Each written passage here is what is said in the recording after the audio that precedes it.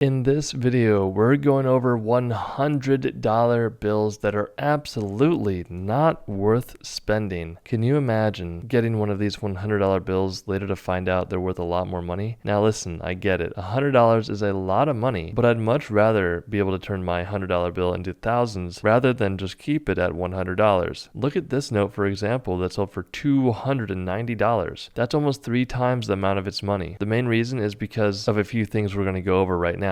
First of all, the date. This is a 1934 $100 bill. The next is the condition. This bill has no folds in it. You can tell because PMG graded it at a 63 choice uncirculated. Any single fold, even if it goes into the corner of the bill, as soon as it hits the design anywhere, the bill's value will drop dramatically. Do not fold your bill. The bill would have sold for more money if it didn't have this minor foreign substance on the back bottom edge of the bill. Now obviously no one put that there on purpose, but it goes to show that if that was not there, this bill in this grade would have probably sold for closer to $400 to $500. Here's a $100 bill that sold for $400 online, and it's not even certified. You want to get your bill certified if it's an error like this because it will bring more money. This is a 1977 $100 bill with a partial offset printing error. Pretty much during the printing production of this bill, there was an error during the printing process which caused this to occur. We won't bore you with too many details, but if you have a bill like this, you're going to want to keep it safe. Don't fold it because this one sold for $400. When you're looking at the front of this 2006 $100 bill, you'd have no idea why it sold for $4,320 until you flipped it over to the back and realize that this is a test note error. So really quick, this occurs during the printing production when the quality control team is making sure that the printers have enough ink in them and they are fully loaded. So essentially what they'll do is they will do a few test runs and they'll flood out the plates on the front and the back to see how good the ink is laying on the paper. What happens after that is those sheets should be destroyed, but on rare occasions like this, they accidentally get through the quality control process and into the public's hands. This is such a cool error, and someone was able to find this $100 bill and turn it into $4,320. So when it comes to these more modern $100 bills, you want to be looking at the back plate number. Essentially what that is the position this specific bill is located on the printing plate when they're producing these bills. Now on older bills, if the size of the back plate number and the front plate number is different, then that means you have a mule note. Now on more modern bills like this, that does not really happen as often because the quality control is much better. So you want to be looking out for mule notes. So if you look at the size of the back plate number and you compare that to the size of the front plate number, if they're different sizes, you might have a mule note. Also, in the front plate number before the letter and the number, sometimes you'll see an FW like this example. If you see an FW around the plate position on the front, that means that this bill was produced at the Fort Worth, Texas facility. If it does not have the FW, that means it was produced at the Washington, D.C. facility. There's only 2 printing facilities in the United States that produces paper money. Now that can be important depending on the type of bill, but on this bill, the main reason why it sold for $197.50 is because it is a 3-digit low serial number bill. That's right, you can see 710 on this bill. If you have a low serial number bill, you might want to get it graded because this one sold for $197.50. Here we have a bill that sold for $4,817.50. This is a 1996 $100 bill specimen note graded by PMG at a 58, and it also has a negative comment of staple holes. So someone stapled this bill at some point, which did decrease the value, and also 58 means that there is a fold somewhere on the bill, likely in a corner or straight down the center. So remember, don't fold your bills, but what does this mean? What is a specimen note? To keep a very long story short, specimen notes were intended to be given to banks around the US and around the world, but more specifically to banks around the world that accepted US paper money. The reason for this is because people would try to smuggle counterfeit US paper money through banks to try to circulate it into the system and get free money. So these bank tellers would have these specimen bills and they wouldn't really know what to do with them. And there are times where people say, hey, if you ever find any cool bills working at a bank, let me know. I would love to buy them off of you. What happened here is a bank teller likely had a friend who was a collector. They pulled him out of the bank, traded it for $100 so they weren't stealing any money, and then sold it to their friend for maybe $150 or $200. Later, that person sold this $100 bill for $4,817.50. We'll spend less than 1 minute here. This $100 bill is 100% genuine. It is a real United States gold certificate bill that sold for $223,250 in auction. So 1928 was the first year they started producing small size paper money, and back in the day, what's really cool about these notes is they're called gold certificates. So you could could bring a bill like this to a local bank and exchange it for equal value of actual gold. That's right, you've got gold certificates and you've got silver certificates, which you could do the same thing with silver. Long story short, this is a star note. It's a very high grade. It's hard to find these gold certificate $100 bills. If you have one, especially a star note in a high grade, you're in for a treat because this one sold for $223,250,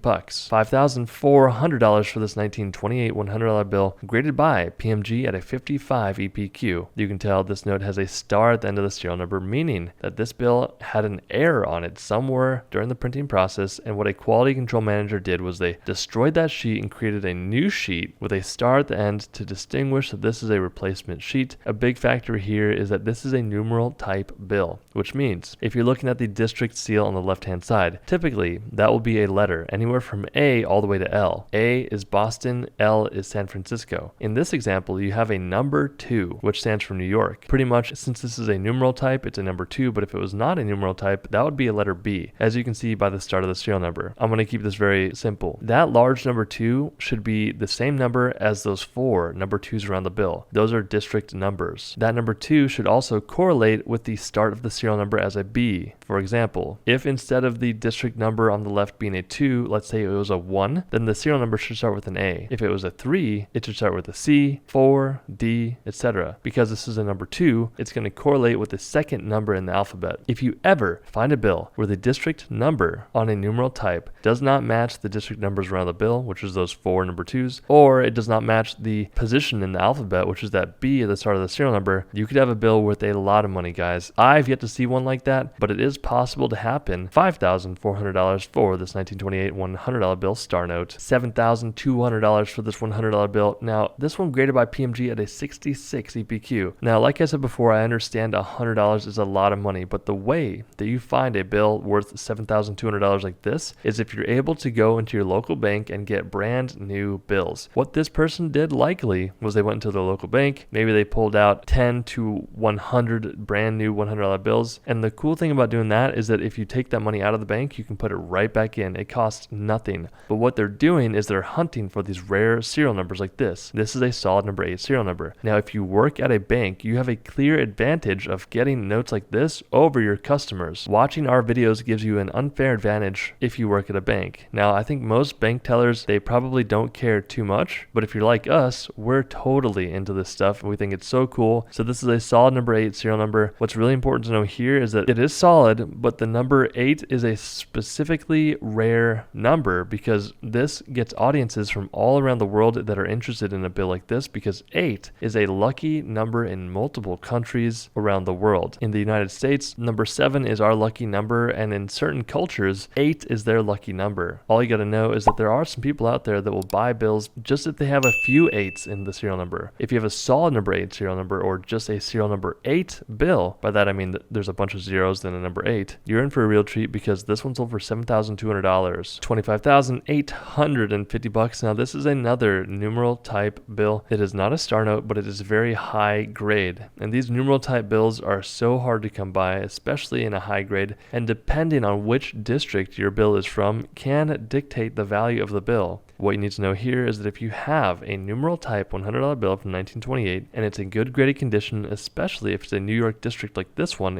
as you see by that district number on the left, you're in for a real treat because $25,850 for this bill. If you enjoyed this video, it would really help us out if you hit that like button, and we'll see you in the next one.